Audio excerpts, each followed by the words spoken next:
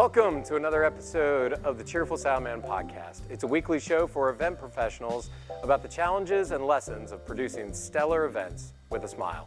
I'm Eric, the owner of Bunt Backline, an event production company right here in Gainesville, Florida. Today we're doing a mini episode in between our longer interview episodes to handle some of our housekeeping, share bonus content, and most importantly, answer your questions about events, tech, and well, pretty much everything else. So let's dive in. All right, first question is from Prince.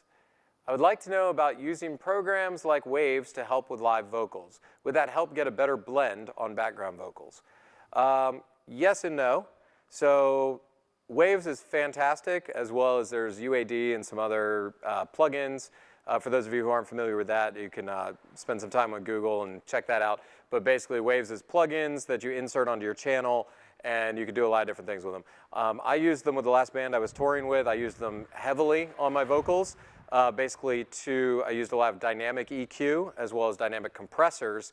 And what that did is it would only engage EQ in a certain section of the vocal, so it might pull, if a person has kind of a sharper, higher pitch voice, it would compress only the higher pitch. There's a lot of different techniques and things you could do there. That's kind of its own, that's beyond a mini episode. It's kind of its own bigger thing. But the answer is absolutely yes. The caveat is it takes a lot of rehearsal time and tweaking, kind of like you would if you're the guitar player and you're going to spend a lot of time trying to refine and tweak your tone down to like the tiniest little degree. You kind of want to do the same with Waves, as you want to have the opportunity in rehearsal to really dial those in, even get them down to some presets and different things. My settings were vastly different for each of my vocalists because their voices were vastly different. So if you looked at any of them, none of the Waves inserts would have worked on any of the others. But the short answer to the question is absolutely. You can definitely fit a lot more in the mix. You can use the C6 multiband compressors as well as the multiband EQs to really get a lot more space in there. Takes a lot of time though.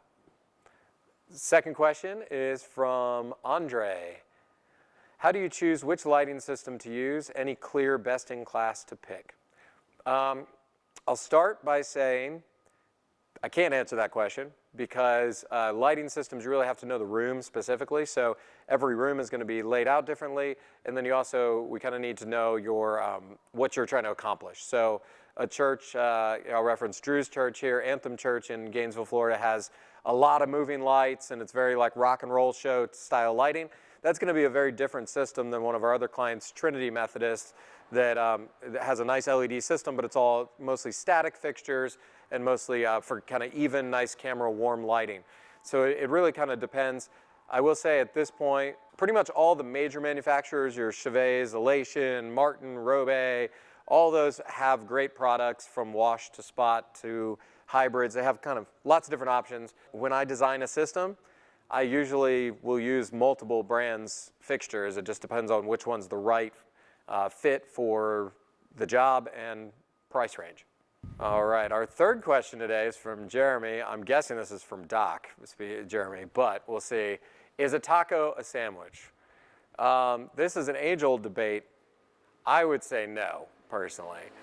If you're going strictly by meat or some sort of protein folded over, then sure. But that seems like a really basic definition. I think taco is a much more complex food.